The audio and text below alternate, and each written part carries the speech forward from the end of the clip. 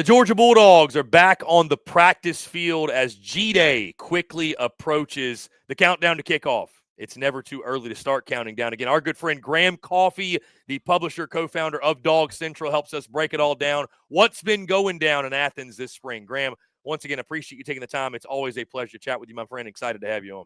Absolutely. Always a pleasure to be with you. So, Graham, I want to start with the very obvious when it comes to storylines and what everybody's talking about, paying attention to. And again, of course, you've been there talking to Kirby. That is the quarterback battle. Gunnar Stockton, Ryan Puglisi, those are the two guys, it seems, right now battling it out. We'll get a look at G-Day, at least those that are in attendance. Obviously, the game not televised. But what's been the message from the coaching staff? What's been the message from Kirby, and just what you're picking up on Gunnar Stockton, Ryan Puglisi? Would you expect them to name a starter coming out of spring? Do you think this is something that goes into the fall? Where are we when it comes to the quarterback battle in Athens? Yeah, I don't expect them to name a starter coming out of spring. I think because of injuries and, just kind of some recruiting type stuff, like they probably haven't had as much competition as that position as they would like in a usual spring. You really only have two healthy scholarship quarterbacks right now, and those are Stockton and Puglisi. They brought a kind of freshman preferred walk-on kid in that was committed to Boise State at one point on scholarship, Hezekiah Millender. But, there's not another kind of player in that battle or another like former blue chip recruit that's healthy right now in that room. I would say there's a decent amount of separation between Stockton and Puglisi. I don't think that's a secret. I don't think Georgia's tried to keep that a secret. Puglisi has all the talent in the world physically. I was at Elite 11 his year.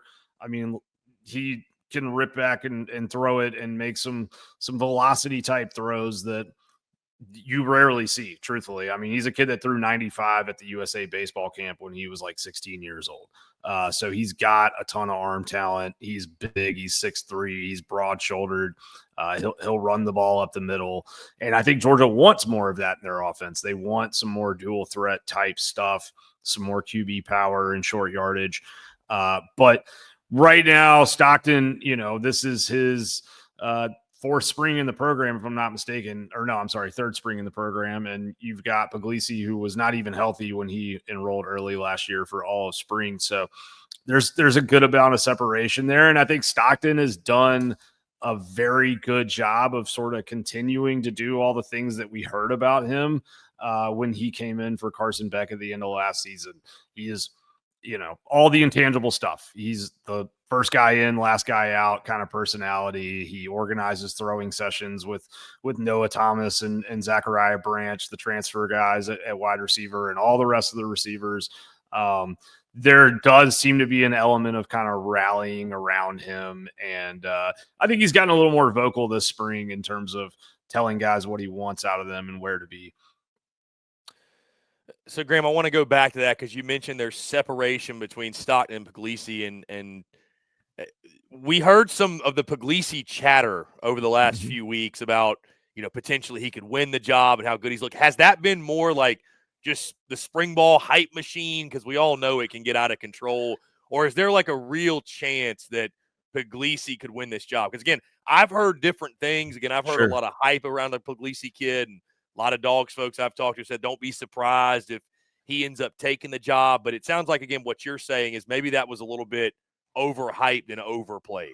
It might be a little premature. I think the thing that's tantalizing about Puglisi is that all those physical tools I was talking about a moment ago makes it so that whenever things do click for him, he could, supernova this thing real quick and just be too good to keep off the field. Like his good throws are really, really good. And he can make some throws that Gunnar Stockton cannot make. I think he is still, from what I've heard out of the last couple of scrimmages and then just in general in team drill 11-on-11 type settings in practice, he's not the type of decision maker yet that Stockton is. And I think Stockton at one point in time was kind of a guy who would hone in on one read and either throw that read or run. And he's become a guy who is now starting to look off safeties and get to his checkdowns and become a better processor of information. And so I think that those two things combined give Stockton an edge. But like we said, this is college football, and young quarterbacks, like, there comes a moment for all of them where things just kind of fall into place, and all of a sudden they reach that understanding. And if Ryan was to reach that understanding between now and September, or even in season, you could see a scenario where he takes this job. I think you could also see a scenario, truthfully, where Georgia goes portal at quarterback, like, depending on who is in the market this spring. And I know that's coming up on April 15th, and it's going to be a 2-week sprint, but I would not be shocked if Georgia has some interest in an experienced quarterback in the portal. They have one career start in their quarterback room right now. That's not going to make Kirby Smart sleep well at night. Now, something that's going to help the quarterback position, Graham, whoever it is the wide receivers. And they got to be a lot better than they were a season ago. Obviously, address those needs over the offseason in the transfer portal, like you mentioned, with Noah Thomas, Zachariah Branch, Dylan Bell is obviously back. Colby Young is back. London Humphreys is back. So there's a lot of experience. You got some really, really talented newcomers as well. But what have you seen? What have you heard about that wide receiver group? Because once again, it goes without saying they were not good enough last year. Yeah, no, I mean, they're Georgia's 3 starting receivers were 1, 2, and tied for 3rd in drops in the SEC last year, conference wide. So there's no question. Carson Beck, most air yards lost to drops by any quarterback in the conference in at least a decade. I think it was 667. That's before you account for any yards after catches. So they've got to be better 100%. I think they will be better. It would be hard not to be better, but what I've heard about Zach Branch and Noah Thomas is a lot of good.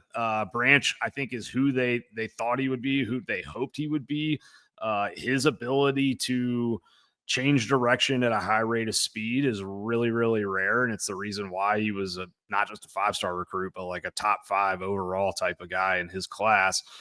You don't often see that for a slot receiver. So he's got some special gifts. And I think he's been healthy too, which has been, maybe something that wasn't always the case at USC the last couple of years.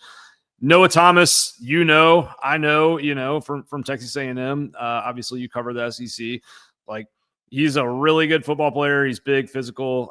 For a 6'6" guy, he's got some juice after the catch that you don't always see. But I think the interesting part of the Georgia wide receiver room this spring, and I want to be clear, like, I think if the season started tomorrow, Branch would be your starter in the slot, and I think Thomas would be, 1 or 1A at X receiver. But, Colby Young is back practicing with the team, and seems like he's having a very good spring. I mean, first play of the scrimmage on Saturday is like a 40, 50-yard bomb from Stockton to Colby Young type of thing that we did not see from Georgia's outside receivers last year. And I think they've got some good weapons in the slot, like Sokovie White's a kid who's coming into his own. I think this room will be deep. What's interesting is, like, a guy like London Humphreys, who you mentioned, this time last year, I think Georgia was like, we really need him to be a guy. And right now, I think he's pretty clearly kind of running with the 2s, and he's flashing and having some moments. But, like, what you get from him is kind of additive, right? And for Georgia last year, your Arian Smith, Dylan Bell, your guys who I think, probably would have been more of like your second team rotation kind of guys, they all of a sudden ended up in the starting lineup due to off-field things and injuries. And right now it seems like the order is a little bit back where you want it to be, where your more kind of gadget players are set up to be gadget players. Graham, let's go to the defensive side of the football, because that may be the even bigger storyline when it comes to Georgia going in the 2025 season. Because, I mean, Graham, you go through some of these names, all these names: Nazir Stackhouse, Warren Brinson, Michael Williams, Jelon Walker, Smale Munden, Chaz Chambliss, Dan Jackson, Malachi Starks. That's like an all SEC team you essentially lost. Dudes. There's some dudes in that list, all of them essentially. A lot of new faces. What have you seen? What have you heard from Kirby Smart specifically with just where this defense is with so many new guys they're depending on to contribute? A long way to go is going to be what I've heard from Kirby Smart, and that's what he's going to say about everything and everybody at this point in the season. So I don't know that I'd read a ton into it. I think what's interesting on the defensive kind of line in particular, in addition to all those guys you just talked about them losing, they also had the guys that were kind of behind them and did play snaps last year. A lot of them are injured this spring. So there's been a ton of new faces that have gotten a lot of reps, and I think they've done well with those. Like Quintavious Johnson is a name that a lot of non-Georgia people probably have not heard. He was like a low 4-star kind of guy, which isn't going to move the needle for Georgia on the defensive line. But he was a Wildcat quarterback at Mays High School in Atlanta at like 265 pounds. And so he is a freaky athlete, and he's kind of moved into one of those outside linebacker, edge defender / defensive end type roles, and has really shined going back to practices last year, but has had a very good spring. He is the type of athlete who belongs at Georgia, right? Like he's kind of one of these freaky guys that they're like, we like this athlete and we're going to turn him into what we want him to be. And so far that seems to be going well. You do have like Joseph Jonah Ajanye, who was a 5-star recruit in the 2024 cycle.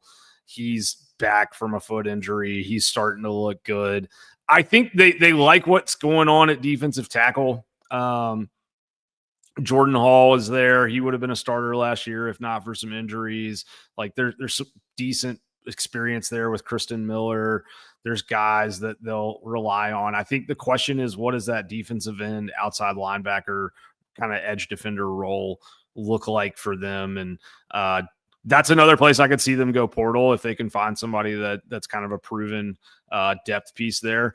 Xavier McLeod is another one of these DTs that they'll like, and that kind of peaked at the end of last season. So it's Georgia. They're going to have good athletes on the defensive line. I don't know if they're going to have as many of them. They certainly won't have as much experience. The good news for them, though, in the front seven is that I think this might be the deepest inside linebacker room that Kirby Smart has ever had in Athens, which is saying a lot because he's had 3 Butkus Award winners since he got there.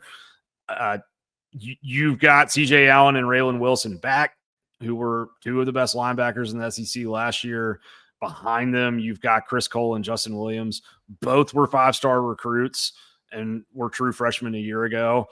Both of those guys are like 6'4"-ish and like can rush off the edge, can cover running backs and tight ends 30 and 40 yards downfield. Like they are the next kind of generation of freakiness at linebacker, not just for college football, but probably for the NFL as well. So like Chris Cole was a high school safety, and now he's going to be an inside linebacker at Georgia who also has like bend and twitch and all of those things that you or I will never have. But yeah, I'm not super worried about that front seven at the moment, just because I do think that they've got the athletes there. It's just with that schedule, I know that they don't have to go on the road as much as they did last year, but it seems like the big emphasis for them right now this spring has been on running the ball on offense and defense, right? And so they kind of struggled there last year, and a big piece of where they've struggled in their run defense the last couple seasons has been guys bouncing runs outside. Some of that is by design, like they don't want to get gashed up the middle, obviously, but I am curious, like, can they find a guy at edge who can be a 3-down player and 2-gap the way they want in the run game, and also be able to pass rush? Because I think they've been a little bit predictable with some of their personnel on defense the last couple of years, especially with their 3rd-down packages. Graham, when it comes to newcomers, we talked about Noah Thomas, Zachariah Branch on the offensive side. Anybody else standing out in spring ball, whether it's transfers or true freshmen, that just anyone that, again, the coaching staff has them buzzing or maybe has caught your eye in particular that maybe the folks outside of Athens are not familiar with this name yet? Yeah, I mean, I think, when you talk portal, those were really the 2 kind of big additions, right? Were Branch and Thomas. But I mean, you've got some guys that like Georgia does a really good job, it seems like, of kind of finding these like underrated diamond in the rough type recruits. And sometimes they bring them in as preferred walk-ons. Sometimes they're like a last guy in the class type thing. But Jeremy Bell is a former preferred walk-on wide receiver out of, I believe, Perry, Georgia. He was the high school state dunk contest champion for the state of Georgia. 3 touchdown catches in the scrimmage on Saturday for him, and has got some juice after the catch. Can obviously, like, he's got a 40+ inch vert, can go up and get the football. I don't know that he'll crack the rotation for Georgia or not, right? Like, it is spring ball, but like he's gone from, being a third, fourth team kind of guy to like running with the twos and making plays with the twos, and seems like he's on the verge of maybe pulling like a Ladd McConkey type trajectory off. I mean, I'm not talking about Ladd's pro career, obviously, but just getting into the lineup from being that kind of overlooked guy. On defense, I would be remiss if I didn't mention Elijah Griffin. He was a 5-star recruit. Some had him as the number 1 player in the nation at one point in the last year's cycle, but he has come on campus and immediately looks like one of these guys that like is going to play right away. I wouldn't compare anyone to Jalen Carter, but like there is some of those kind of some of the same stuff we heard about Jalen when he got on campus, where it was like, this guy is already making some wow plays and he's probably going to contribute right away. That's the type of stuff we're hearing about Elijah Griffin. And it's been a little bit since we've heard that about a freshman D lineman at Georgia, honestly, probably since Michael. And so, that was a few years ago, but Griffin is all of 300 pounds, and like he can run with some skill players.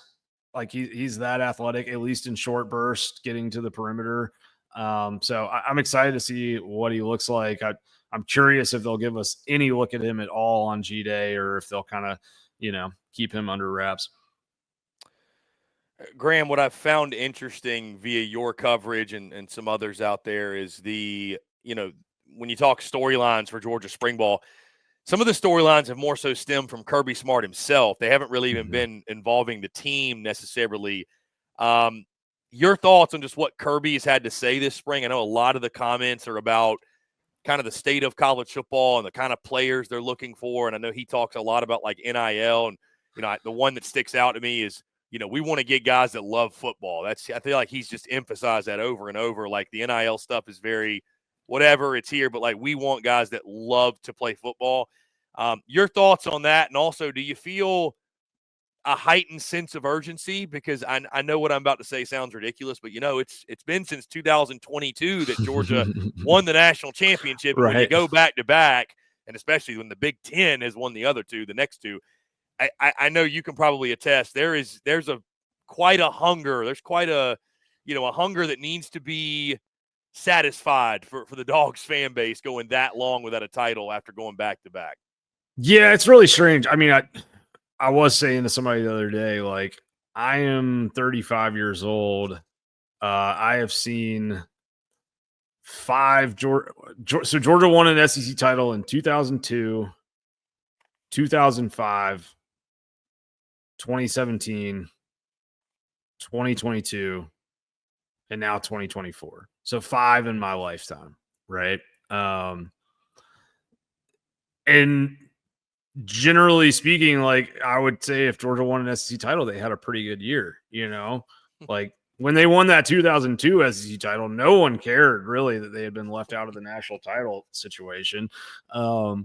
Even though that was like a 13-1 team that I think finished 3rd in the country. So that's neither here nor there. I guess all I'm trying to say is it is very odd to live in a world where Georgia just won an SEC title with a backup quarterback against Texas, who had a, maybe the most expensive roster in all of college football, and talked miles of shit whenever they had a chance. It seemed like, not the players, obviously, but just people who, were around Texas.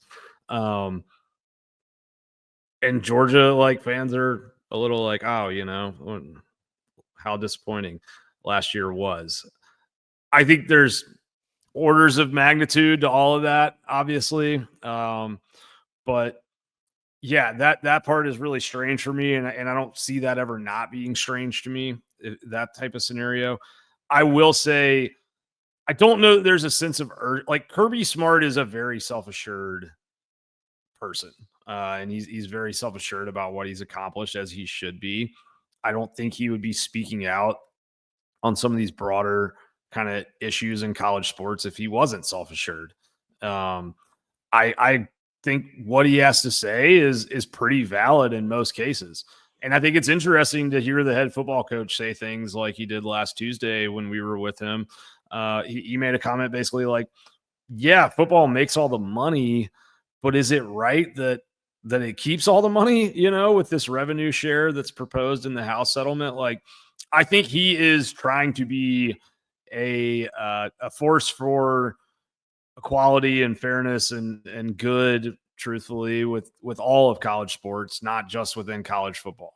And he's talked about NIL for a long time, but he has been, I think, a little more transparent about his feelings on some of this stuff this spring, in terms of saying things like, hey, like if guys are just going to go to the school that pays them the most, then we should all just put in bids.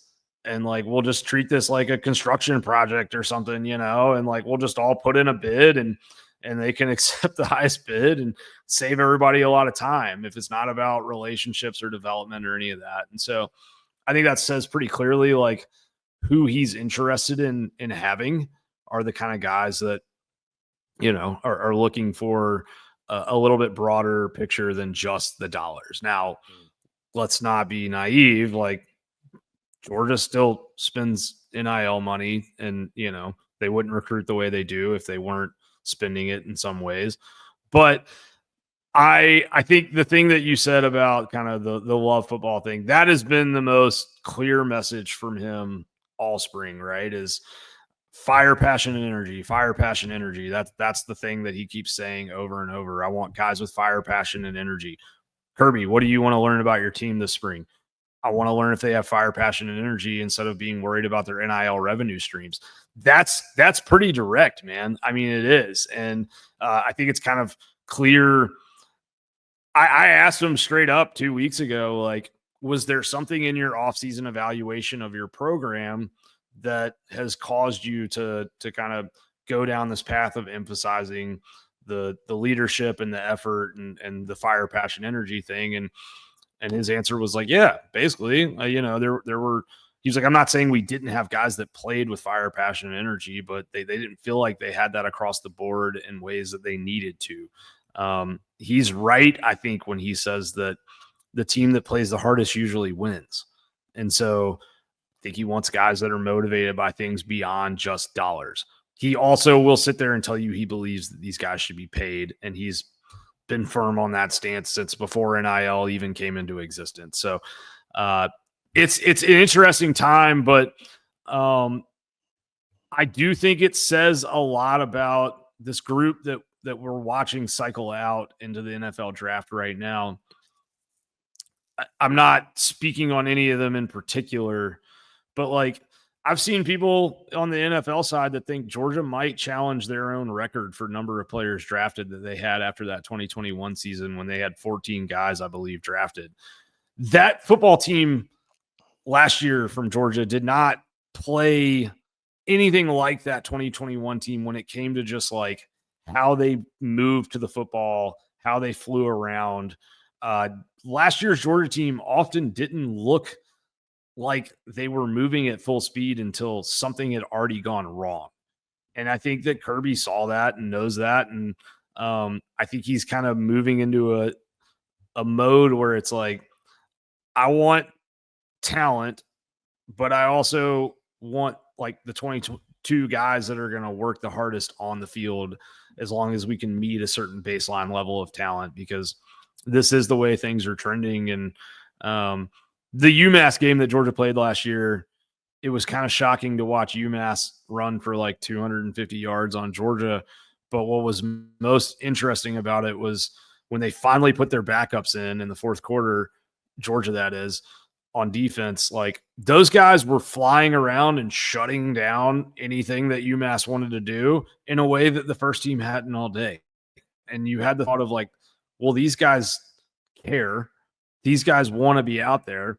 They should have played these guys from the jump. And I think that Kirby Smart is not wanting to field a football team in 2025 that you would ever think that about. No doubt, Graham looked, I would argue, disinterested at times, or playing with their food, if you will, however you want to phrase that. Yeah, absolutely. Saturday, G-Day, Graham. Sanford Stadium, fans going to get an opportunity to look at the Dogs. What are you expecting from G-Day in a world where, you know, spring games are either modified or going away completely? I don't feel like Kirby Smart is a guy to half-ass anything, and that would include a spring game. So, like, what are you expecting? Is it going to be modified? Is it going to be your traditional spring game that they've done, or are you guys in for just as much a surprise as everybody else? I think we're in for a surprise. And I was eager to ask Kirby about this tomorrow. I'm not sure if we're going to see him tomorrow now, which I think is kind of interesting. Honestly, we might not get a beat at all on what this is going to look like until we get there. I do think he's been pretty transparent of like, I like spring games. I want to have spring games. I want us to play something as close to a football game as we can. I don't want to waste a practice, which the spring game is one of your 15 spring practices that the NCAA gives you. Like, I don't want to waste a practice on, you know, a dunk contest and a picnic. So we'll see what it looks like. I think Georgia will probably be as close to, you know, a traditional spring game as anyone we see this year. But I am interested in exactly what it looks like, truthfully. And I think that, like, the fact of the matter is there was a reason why they don't want this televised. You know, this is not going to be on TV. It seems like a lot of the SEC schools aren't going to be on TV, but I do think that there may have been some things that happened in the aftermath of the spring game last year that made them feel like, you know, putting their spring game on television was creating a competitive disadvantage for them. And so how they manage that going forward will be very, very interesting. Like Zach Branch, you know, do they put him out there on Saturday? Do we get any look at what he looks like in Georgia's offense and, you know, in any way, or do they just kind of put some of these guys on ice until fall camp? I don't know. We'll see. But I do expect them to have a level of kind of realness to their line of scrimmage play that you won't probably see elsewhere in college football, with maybe a few exceptions. Graham Coffey, one of the best in the business, publisher, co-founder at Dawgs Central. Graham, appreciate you taking the time, my friend. Let folks know exactly where they can check out all your work.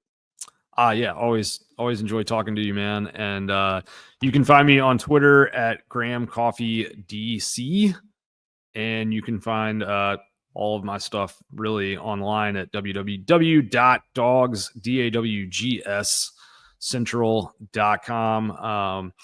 Not just my work, but you know, we try to present comprehensive daily coverage of UGA athletics. That includes baseball, which SEC Unfiltered, I think, does as good a job of covering as anybody in the business. So come find us. And if you want things like practice notes and good discussion with, I think, a rational community of Georgia fans, then we would love to have you as a subscriber and come join us on our forum. Graham, you're the man. I appreciate you taking the time. Let's definitely do it again soon. Appreciate you, buddy.